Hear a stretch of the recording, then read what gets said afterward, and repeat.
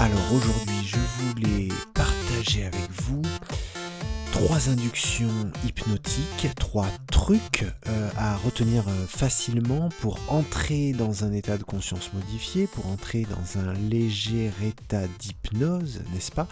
Pour plus tard, évidemment, ceci est un podcast, je vous parle en temps réel de choses et d'autres, aussi passionnantes soient-elles, ce n'est pas de l'hypnose, donc on n'entre pas ensemble en état d'hypnose, ce n'est pas le but recherché. Moi, ce que je souhaiterais, c'est vous donner envie le plus possible de mettre en application ces petites idées en temps voulu, c'est-à-dire quand vous aurez envie de le faire et quand vous aurez un tout petit peu de temps, quelques minutes pour vous, pour expérimenter cette entrée en état de conscience modifié, en état d'hypnose.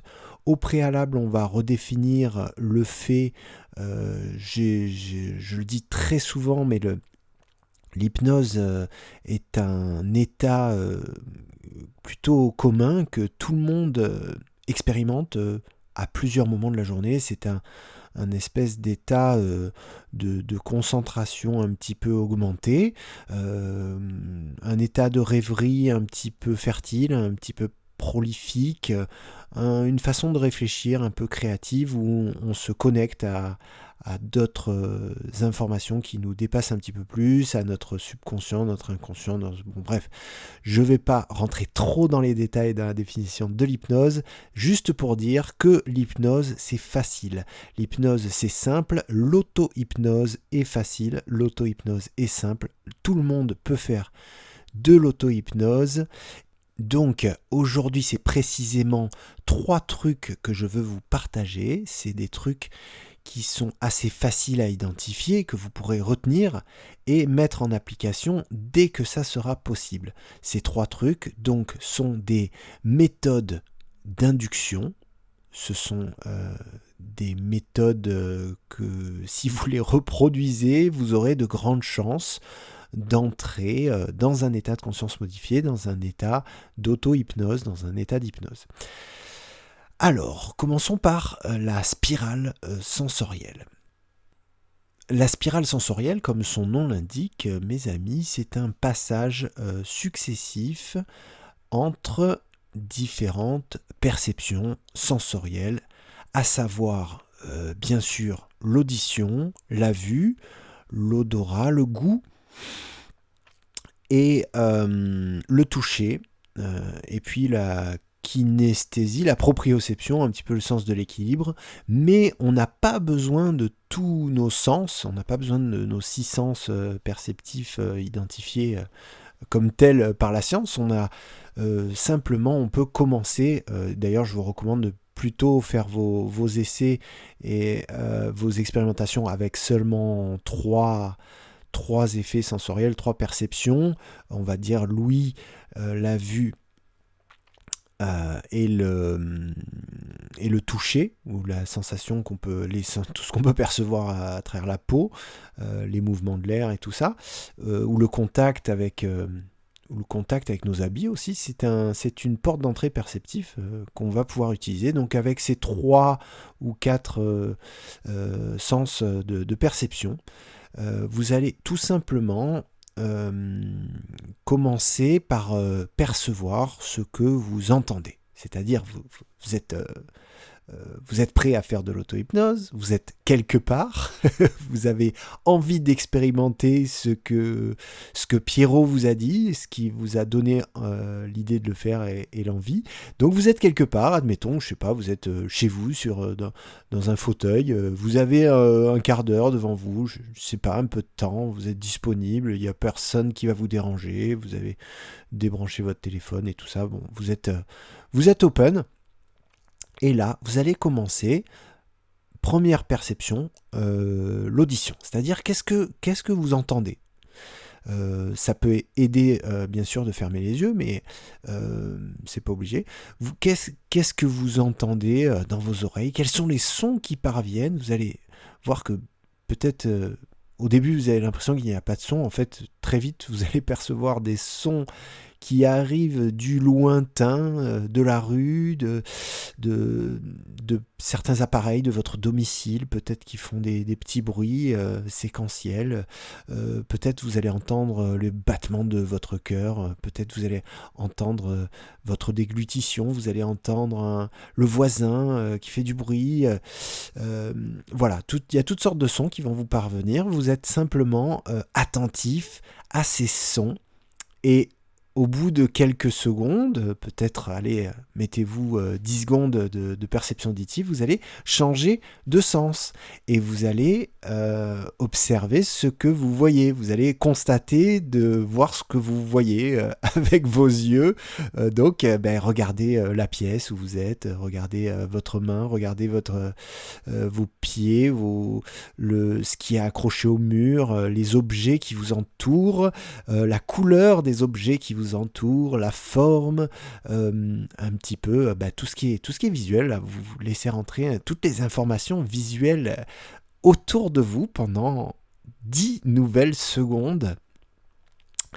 Sans vous laisser distraire, sans voilà, essayez d'être basique et de contempler, de constater, voilà. Vous faites entrer les informations de manière visuelle pendant 10 secondes, et puis vous switchez encore sur un autre mode perceptif et vous passez en mode sensation du toucher. Donc vous allez être attentif au contact de vos habits sur votre peau. Comment vous sentez votre pantalon, votre t-shirt, voilà, peut-être si vous avez les cheveux longs, peut-être vous sentirez les cheveux dans votre cou, peut-être que je sais pas, vous avez un chapeau sur la tête ou un bonnet, vous le sentez, peut-être que vos chaussettes, très bon élément perceptif, sentez la tension que vos chaussettes portent autour de votre cheville. Voilà, très très bonne idée d'entrée perceptive. Donc vous faites ça aussi 10 secondes, hein, vous avez compris, c'est pas très long. Vous faites 10 secondes d'audition, 10 secondes de vue, 10 secondes de toucher, et vous revenez à l'audition.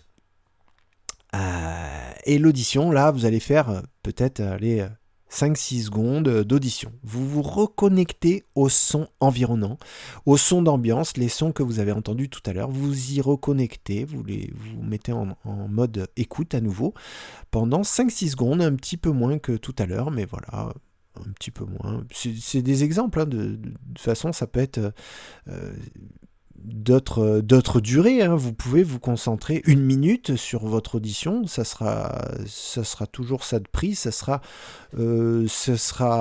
bien, l'expérience n'en sera que plus profonde, mais là je voulais vous donner un exemple simple, donc j'ai choisi des durées courtes pour vous montrer qu'on peut tout à fait obtenir des résultats en auto-hypnose avec des durées très courtes. Donc 5 secondes d'audition, ensuite vous faites à nouveau 5 secondes de check visuel, vous regardez ce qui vous entoure, tatati, tatata, et ensuite vous refaites 5 secondes de perception sensorielle du toucher de votre peau, peut-être des mouvements de l'air qui vous entourent, que vous arrivez à percevoir, et ensuite vous repassez à l'audition. Donc là, allez, faites-vous 3 secondes d'audition, puis 3 secondes de perception visuelle, puis 3 secondes de toucher, puis 2 secondes d'audition, 2 secondes de vue, 2 secondes de toucher, 1 seconde d'audition, 1 seconde de vue, 1 seconde de toucher, et là, après, franchement, si vous avez fait ça un petit peu attentivement, un petit peu sérieusement, avec un petit peu de concentration, vous serez déjà dans un état de conscience un petit peu plus qualitatif, un petit peu plus qui sera déjà un certain état d'hypnose, hein. Je vous rappelle que jusqu'à présent, l'état d'hypnose n'a pas été identifié comme un état précis, hyper définissable, donc il y a des centaines, des milliers d'états d'hypnose différents avec des variables plus ou moins à plein d'aspects. Donc en soi, ça sera déjà un petit état d'hypnose qui va bien. Et vous allez sûrement déjà apprécier ce moment. Ça sera sûrement déjà un bon moment que vous aurez pu expérimenter. C'est déjà pas mal.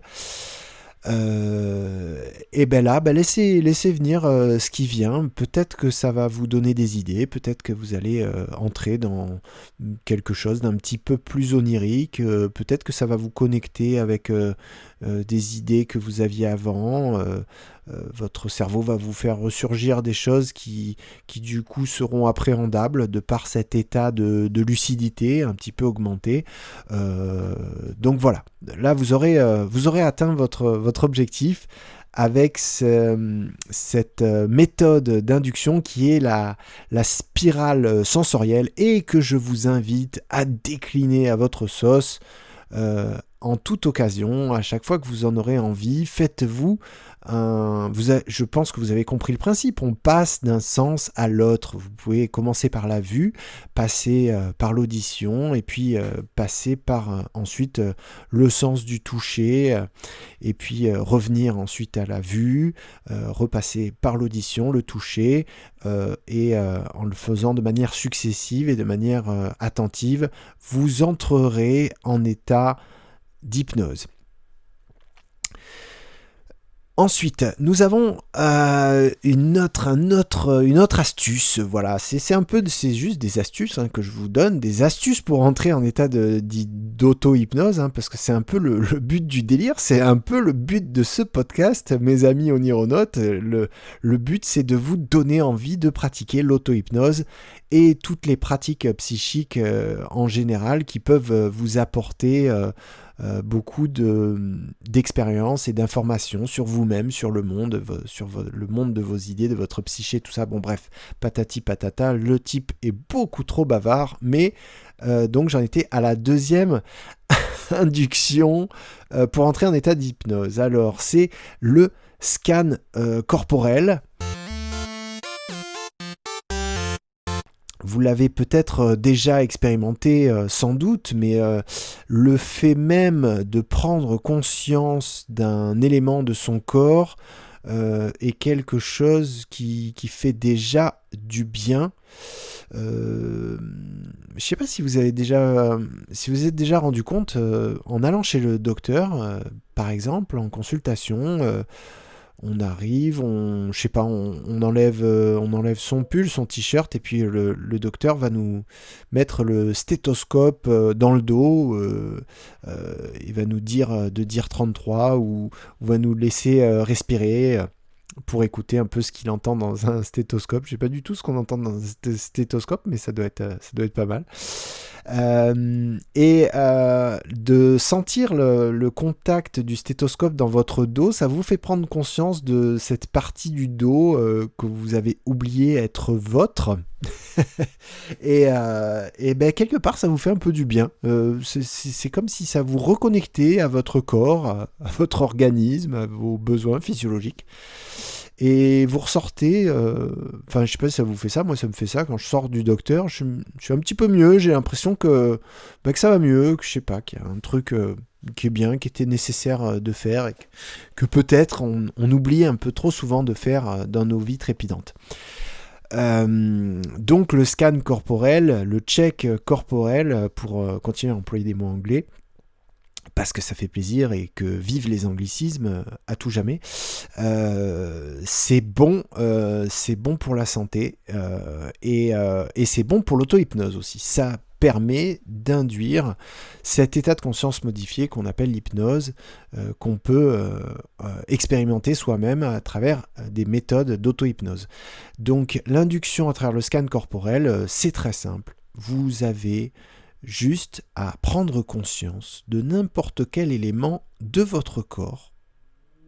J'ai autant d'exemples qu'il peut y avoir de parties du corps, donc effectivement j'ai des centaines et des centaines d'exemples possibles, mais mettons le petit orteil du pied gauche. Allez, le petit orteil de votre pied gauche, prenez-en conscience, pensez-y.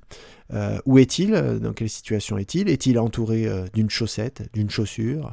Peut-être que votre orteil, peut-être vous êtes pieds nus, peut-être l'orteil est en l'air, peut-être pas, peut-être faut-il se couper les ongles bientôt parce qu'ils sont trop longs, parce qu'ils trouent successivement toutes vos chaussettes chaque jour. Voilà, vous sentez les perceptions qui arrivent de votre petit orteil. Ce n'est qu'un exemple, évidemment. Vous pouvez faire ça avec votre épaule droite. Vous pouvez faire ça avec votre index gauche. Vous pouvez faire ça avec votre cuisse, avec vos deux cuisses. Vous pouvez penser à vos deux cuisses en même temps, voir ce que vous ressentez. Est-ce que vous avez fait du sport récemment? Est-ce que vos cuisses en gardent une mémoire douloureuse ou pas? Voilà. Dans votre dos aussi, il y a plein de choses à percevoir dans le dos. L'idée est de constater ce que vous pouvez percevoir de différents éléments du corps. En fait, le corps n'est pas dissocié de l'esprit. L'hypnose, c'est une porte d'entrée sur les mondes de l'esprit, on peut dire ça comme ça, mais le corps n'est pas du tout un ennemi pour rentrer dans le monde de l'esprit, et au contraire, c'est par les sensations corporelles qu'on peut déployer notre pensée abstraite, notre esprit, et tout ce qui a un petit peu d'un petit peu invisible, un petit peu plus invisible dans notre rapport au monde. Donc vraiment, réconciliez-vous avec votre corps. Voilà, il n'y a pas besoin d'entrer dans un délire. Je ne suis pas en train de vous dire, allez-y, il faut faire 3 heures de sport par jour et tout ça. C'est pas, on peut tout à fait peut-être un peu négliger son corps, mais quand même faire de l'auto-hypnose. C'est pas, enfin, je vous recommande pas de négliger votre corps, bien sûr que non, au contraire. Mais on n'est pas obligé d'être en super santé pour pratiquer l'auto-hypnose. Ça peut se faire même si on est un petit peu déconnecté de nos besoins physiologiques. C'est pas grave. Donc vous pouvez faire des scans corporels, même si vous avez des problèmes de santé, des problèmes dans votre corps et tout. De toute façon, ça ne pourra lui faire que du bien à ce corps qui vous envoie des messages. Voilà, c'est le scan corporel et peut-être la plus simple des 3 méthodes que je vous expose aujourd'hui. Vous pouvez le faire dans le train, dans les transports en commun. Vous n'avez pas besoin de fermer vos yeux. Vous pouvez d'un coup penser à vos genoux. Le tout, c'est de rester un petit peu plusieurs secondes attentif à cet endroit et laisser faire durer, étirer un peu ce moment de constat, ce moment d'ouverture d'esprit où on laisse rentrer les informations et où on se reconnecte vraiment sans se laisser parasiter par les idées qui pourraient arriver. On reste concentré sur cette partie du corps. Et alors évidemment, si on passe une fois qu'on a bien checké une partie du corps, si on passe à une autre partie du corps, vous allez voir que rapidement, sans avoir besoin de faire l'intégralité de son corps, loin de là, on entre en état de conscience modifiée, on entre en état d'auto-hypnose. Ça, c'est du garantie sur facture. Je vous promets que si vous faites un bon scan corporel d'un endroit de votre corps pendant 10 secondes, 20 secondes, et que même ça suffit, même un seul endroit du corps, ça peut marcher, ça peut déclencher cet état un peu de réceptivité augmentée. Ça marche, ça fait partie des inductions les plus connues et c'est très, très, très utile à plein de niveaux. Voilà pour le scan corporel. Alors, bien sûr, pour chaque induction que je vous expose, on peut aller très très loin, c'est-à-dire qu'on peut passer 1 heure sur les spirales sensorielles, on peut passer 2 heures sur le scan corporel, on peut aller très très loin à étirer cette méthode, à la développer à fond, mais c'est pas le but du podcast, c'est pas le but de l'épisode d'aujourd'hui. Moi, je voulais vraiment vous donner 3 astuces très simples à mettre en œuvre dès que l'occasion se présente plus tard. Donc voilà, le scan corporel, c'est ça. Ensuite, dernière petite porte d'entrée vers le fabuleux monde de l'auto-hypnose, le monde accessible à tout le monde, le monde simple d'accès, la porte est grande ouverte, c'est le point fixe. Alors le point fixe, comme son nom l'indique, c'est plutôt visuel. Il va vous falloir vous fixer sur un point vos yeux, votre regard plutôt. Vous allez fixer votre regard. Pensez pas trop à vos yeux, c'est-à-dire que essayez d'éviter de vous crisper des yeux et tout ça. C'est pas le but, hein, vraiment. C'est un truc. Restez cool, quoi. Mais vous choisissez un point fixe, n'importe où, un truc un peu facile, peut-être un point quand même qui se voit quelque part dans votre espace visuel autour de vous. Vous regardez un truc sur le mur, je sais pas, un clou, une marque, une tache sur un mur. Vous fixez ce point avec attention, vous en profitez pour respirer simplement, vous inspirez lentement, vous expirez lentement, vous étirez un petit peu votre cycle respiratoire, mais naturellement, sans vous prendre la tête. Et vous pouvez tout à fait, vous pouvez cligner des yeux un petit peu, tranquillement, ne vous stressez pas, il n'y a pas de... Il n'y a pas de... Il n'y a pas d'enjeu particulier, il faut que ça reste agréable ne vous forcez pas, hein. Si vous lâchez, c'est pas grave, vous lâchez le regard, vous revenez, après vous vous y remettez, et puis vous recontinuez à essayer de regarder fixement ce point en essayant de trouver un certain lâcher-prise. Mais justement, le fait de fixer un point va un petit peu par ricochet vous permettre de lâcher prise et d'entrer petit à petit en état d'hypnose. Vous allez voir qu'il y a des perceptions un petit peu un certain élargissement qui se produit, c'est quand on arrive à bien fixer son regard sans douleur, sans que ça soit trop contraignant. Vous allez avoir des sensations visuelles un petit peu périphériques qui vont venir, et pas que visuelles, parce que ça va aussi modifier votre perception auditive de ce qui vous entoure, et aussi ça va jouer sur vos autres sens aussi.